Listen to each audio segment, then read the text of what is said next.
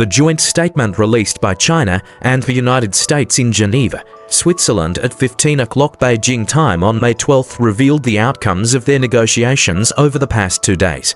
As soon as this news broke, the entire world turned its attention. Why?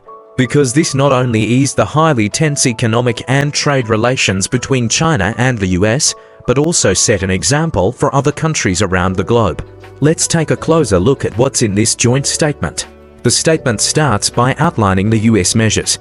The United States has decided to suspend the 24% additional tariffs imposed under the executive order dated April 2nd, while maintaining 10%.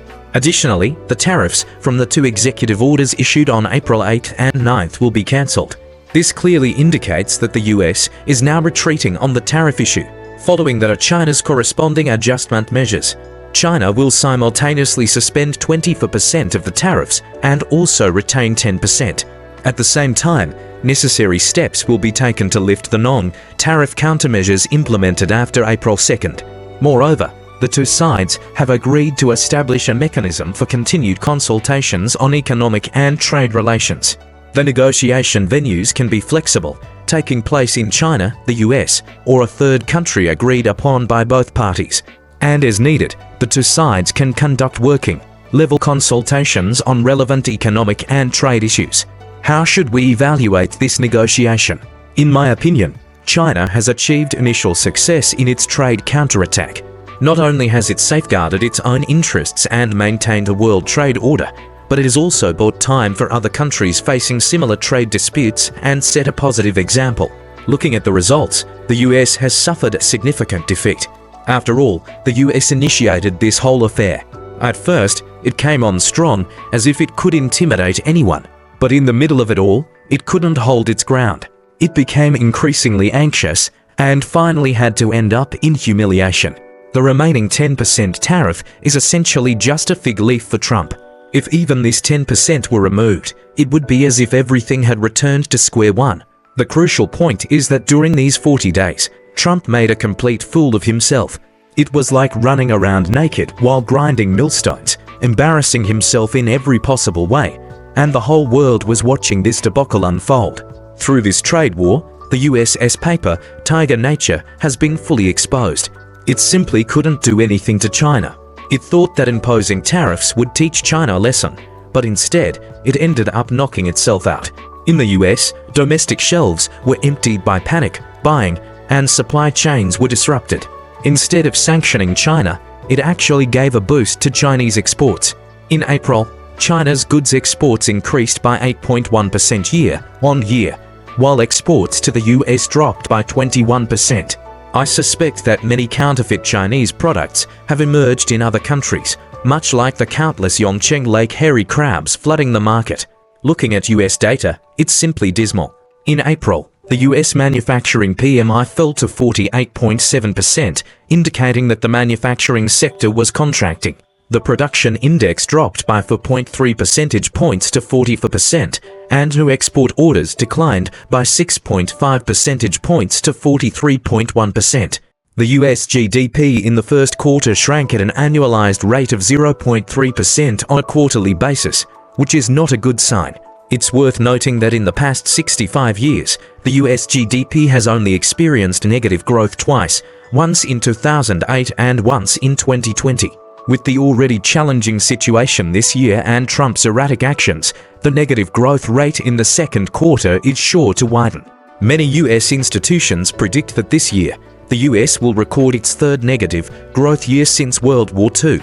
The biggest loss for the US this time isn't just those economic figures, it's its reputation and soft power. Trust is like a mirror. Once broken, it's extremely difficult to restore. In just 1 month of imposing tariffs on the world, Trump managed to offend every country. Now, the US's credibility in China is so low that it couldn't even be used to rent a power bank. The trend of the world moving away from over-reliance on the US is irreversible. To truly understand the content of the China-US joint statement, we need to briefly review the process of the China-US tariff war, which can be roughly divided into 3 stages. The first stage was before April 2nd. Using the pretext of fentanyl, Trump imposed a cumulative 20% tariff on Chinese goods into separate instances. China didn't back down. Our countermeasures also came into steps, imposing tariffs ranging from 10% to 15% on various US products such as coal, liquefied natural gas, crude oil, agricultural machinery, large displacement vehicles, and agricultural products like pork, chicken, wheat, corn, cotton, sorghum, and fruits. At the same time, 12 US companies were added to the unreliable entities list, the export qualifications of some US soybean exporters were revoked, and 15 US entities were included in the export control list. The second stage occurred on April 2nd when the US imposed a so-called reciprocal 30% tariff on Chinese goods. China immediately retaliated by imposing a 30% tariff on US goods. The third stage saw an escalation of the tariff war between China and the US, with both sides imposing an additional 91% tariff on each other. China also implemented a complete ban on rare earth exports to the US. The current China-US joint statement addresses issues from the second and third stages. 24% of the 30% reciprocal tariffs will be suspended for 90 days, with 10% retained, and all the 91% additional tariffs will be cancelled. China has also lifted the complete ban on rare earth exports to the US that was implemented after the second stage. However, it's important to note that the tariff war triggered by fentanyl in the first stage is not mentioned at all in this joint statement. So, a simplified summary would be as follows. Within 90 days, the US currently imposes a 30% tariff on Chinese goods, while China imposes a 10% tariff on some US goods. But for US agricultural and energy products, tariffs range from 20% to 25%. How should we analyze this joint statement? Here's my take. First of all, both China and the US have obtained what they wanted most. The US's gain is that China has lifted the rare earth export controls, which is of utmost importance to the Trump administration. Why? Before the China-US negotiations, the price of the rare earths controlled by China in the international market had tripled, and they were in extremely short supply. Now that China has relaxed rare earth exports, the US manufacturing industry can finally breathe a sigh of relief. In handling the reciprocal tariffs, the US played a tricky move by suspending 24% for 90 days while keeping 10%. Why did they do this? In fact, it was to set a precedent for negotiations with other countries. I previously predicted that if the China-US negotiations failed, it would be highly unlikely for the US to reach agreements with other countries. And that's exactly what happened. For the US now, apart from China, the most economically significant rivals are Japan and the European Union. Both are adopting a very tough stance. The EU has already presented a list of retaliatory tariffs, while Japan has even threatened to use its treasury bonds as bargaining chips. This has put the Trump administration in a difficult dilemma, caught between a rock and a hard place. With this outcome from the US-China negotiations, the US can now tell other countries, look, when I negotiated with China, 24% of the 30% tariffs were suspended for 90 days, and 10% were retained. There's also an additional 20% tariff related to fentanyl. Any terms you negotiate with me must be based on this. Now, let's take a look at China's gains. The US has reduced the tariffs on Chinese products to 30%. This means that a substantial volume of trade can still be maintained between the two countries. I estimate that at least 80% of the previous trade volume can be preserved. This is crucial for Chinese factories that rely on foreign trade. It keeps them from going out of business and gives everyone some breathing room. The most critical aspect is the agreement to establish a trade consultation mechanism. There's a lot more to this than meets the eye. On the surface, it may seem that the US has imposed a uniform 30% tariff on all Chinese goods, while China has imposed tariffs of 10%, 20%, or 25% on US goods, making it appear as if China is at a disadvantage. However, a closer analysis reveals a different story. We need to first examine the export structure of bilateral trade between China and the US. Regarding China's exports to the US, I previously predicted that Chinese goods with a unit price of less than $50 would remain highly competitive, even if the US imposed a 145% tariff. This prediction has been proven accurate during this period. Retail platforms in the US, such as Walmart, have informed Chinese companies to continue shipping goods, with US companies bearing the tariff costs. The goods that are more significantly affected are those with high unit prices, such as mobile phones, computers, robots, and electrical appliances. However, these high-tech products have greater flexibility in dealing with tariffs. With a 30% tariff, domestic Chinese companies and US companies can share the cost, and the business can still go on, albeit with lower profit margins. Looking at US exports to China, the most important products include energy such as oil, natural gas, and coal, agricultural products, as well as chips and precision instruments. When Trump imposed a 20% tariff on China, our countermeasures were specifically targeted at US energy and agricultural products. Why didn't we target chips and precision instruments? Because for these high-tech products, there are no viable substitutes, which is completely different from agricultural products and energy. Currently, China still imposes tariffs of 20% to 25% on US agricultural products and energy.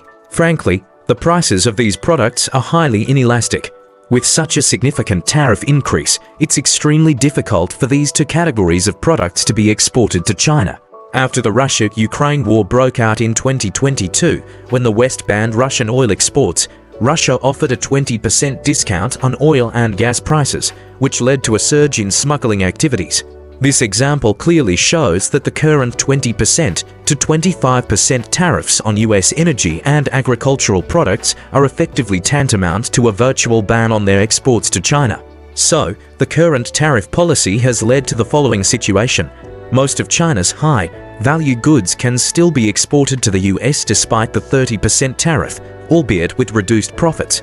On the other hand, US energy and agricultural products have almost no chance of being exported to China under the 20% to 25% tariff. When you look at it this way, it's actually the US that's at a disadvantage. This is precisely why a China-US trade consultation mechanism has been established. In future negotiations, the focus of this mechanism will most likely be on the exemption of tariffs for goods from both sides. American farmers are a key part of Trump's voter base, and US energy giants are his major financial backers. Trump will surely fight hard for tariff exemptions for agricultural products and energy, but there's no such thing as a free lunch. While the US requests tariff exemptions for its agricultural and energy products, China will also demand exemptions for its own products. Following this logic, if the China-US trade consultation mechanism achieves its intended goals and both sides reach an agreement on tariff exemptions for the products they care about, it would essentially mean that both sides return to the tariff levels at the start of Trump's tenure. At the very least, China's trade volume with the US this year won't differ significantly from last year. Trump's series of actions, despite appearing imposing, have essentially gotten him nowhere. This is typical of his style.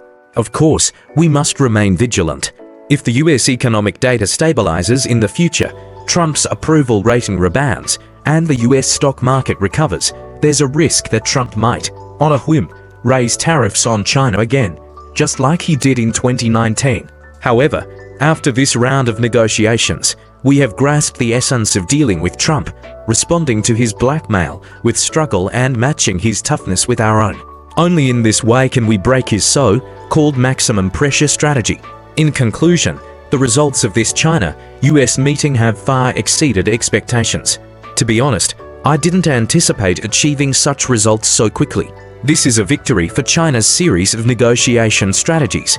Trump proved to be even more timid than I expected when facing a tough opponent like China. We can now say that the light boat has sailed past 10,000 heavy mountains, but the struggle is far from over. Why use this metaphor? Just as after the Menglianga campaign, the Kuomintang army dared not act alone, and after the Yudong campaign, the Kuomintang corps dared not move independently, after this tariff war, Trump's credibility has been severely damaged. He's unlikely to start a trade war lightly again, much like how Modi wouldn't dare to easily initiate a military conflict between India and Pakistan. Using Trump's own words to describe the current China-US trade situation, "You have no cards left, but I still have 10,000 cards in my hand." China is the real winner, holding a strong hand of cards and playing them masterfully. With our confidence and strength, We will continue to defend our interests in future trade negotiations, showing the world China's stance and power.